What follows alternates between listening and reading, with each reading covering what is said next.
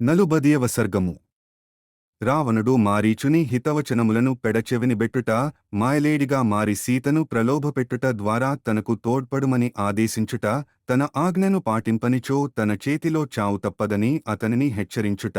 మారీచుడు రావణునితో పలికిన మాటలు యుక్తియుక్తములైనవి, అతనికి ఎంతయు మేలు చేయినవి, అవి వినదగినవిగూడా. అయినను మూర్ఖుడైన రావణుడు ఆయువుమూడినవాడు ఔషధమును సేవింపనట్లు ఆ మాటలను చెవికెక్కించుకొనలేదు. అపాయరహితములైన హితవచనములను పలుకుచున్న ఆ మారీచునితో రావణుడు విధిప్రేరితుడై దురుసుగా ఇట్లు మారీచుడు చెప్పిన దానికి భిన్నముగా ప్రతికూల వచనములను పలికెను. ఓ మారీచా, రాజు యొక్క మనస్సును ఎరుగక నీవు పలికిన ఈ వచనములు అనుచితములు. ఈ మాటలన్నీను చోటినేలలో నాటిన విత్తనముల వలె నిష్ఫలములు, వ్యర్థములు, పాపస్వభావము గలవాడు, మూర్ఖుడు, అందున మానవమాత్రుడు అయిన శ్రీరాముని యుద్ధపరాక్రమమును దెలుపుచూ పలికిన నీ వచనములు నన్ను ఏమాత్రమును భయపెట్టజాలవు. వాటికి నేను భయపడను. అనగా నేను అతనితో యుద్ధమునకు వెనుకాడను, సీతాపహరణ ప్రయత్నమును విరమించుకొనను. మూర్ఖురాలైన ఒక స్త్రీ కైకేయి మాటలకు కట్టుబడి తల్లిదండ్రులను, బంధుమిత్రులను, కడకు రాజ్యమును పరిత్యజించి తత్క్షణమే అడవులలో అడుగిడినవాడతడు.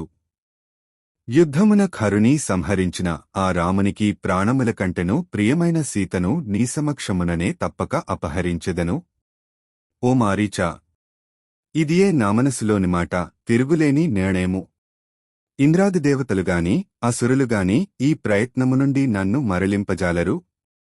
సీతాపహరణ కార్యనిశ్చయమునందలి గుణదోషములను, మంచి చెడ్డలను గూర్చియు మేలు కీడులను గురించియు అడిగినప్పుడు నీవు ఇట్లు తెలుపుట యుక్తము.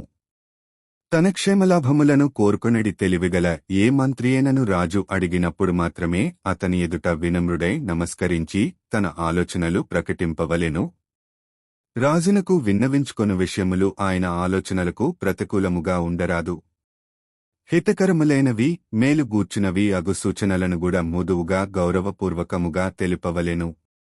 ఓ మారీచా, ఏ రాజైనను ఇతరుల నుండి గౌరవాదరములను కోరుకొనుచుండును.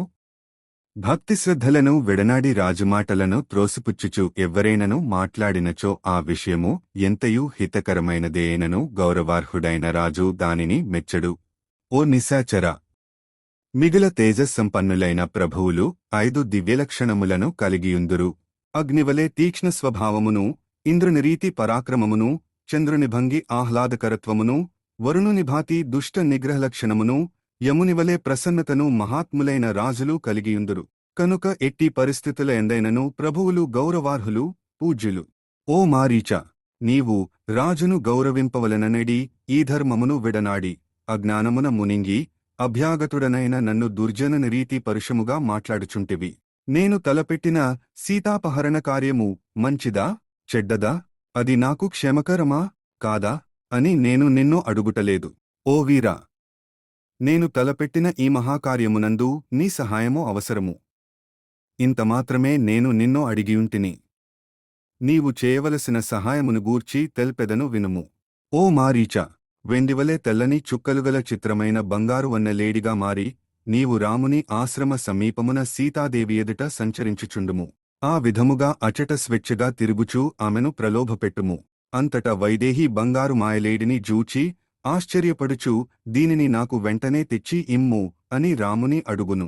రాముడు ఆమె కోరికను అనుసరించి నిన్ను పట్టుకునుటకు సిద్ధపడగా నీవు అతనిని చాలా దూరమునకు తీసుకుని వెళ్ళుము. పిదప శ్రీరామునికంఠ స్వరమును అనుకరించుచు హా సీతాహా లక్ష్మణ అనుచు బిగ్గరగా ఆర్తనాదము చేయుము.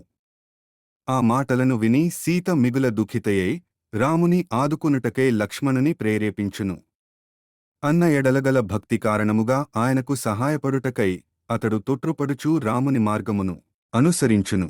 ఆ విధముగా లక్ష్మణుడును ఆశ్రమమునకు దూరమైన పిదప ఇంద్రుడు శచీదేవినివలే నేనును వైదేహిని సులభముగా తీసుకుని వత్తును. ఓ మారీచా, సువ్రత, ఇంతమాత్రము నా పనిని నెరవేర్చి నీవు యథేచ్ఛగా వెళ్ళుము.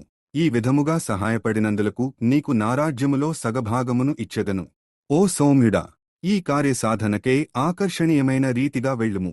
నేను రథముపై నిన్ననుసరించుచూ దండకారణ్యమునకు వచ్చెదను. ఎట్టి యుద్ధముతో పనిలేకయే శ్రీరాముని వంచించి సీతను దీసికొని కృతకృత్యుడనై నీతోగూడ లంకకు చేరెదను. ఓ మారీచ, నేను చెప్పినట్లు చేయనిచో నిన్ను ఇప్పుడే హతమార్చెదను. నీకు ఇష్టము లేకున్నను నీ చేతనే ఈ పనిని చేయించెదను. రాజునకు ఎదురు తిరిగినవాడు ఎన్నడనూ సుఖపడడు. ఓ రాక్షసా, నీవు మూగరూపమును దాల్చి సీతారాముల కడకు వెళ్ళినచో ఒకవేళ విధివశమున నీ ప్రాణములు దక్కవచ్చును. కాని నన్ను వ్యతిరేకించినచో నీ ప్రాణములు అనంత వాయువులలో కలియుట మాత్రము నిజము. బాగుగా ఆలోచించి ఈ రెండింటిలో నీకు మేలైన దానిని ఆచరింపుము. వాల్మీకి మహర్షి విరచితమై ఆదికావ్యమైన శ్రీమద్రామాయణమునందలి అరణ్యకాండమునందు ఇది 40వ సర్గము.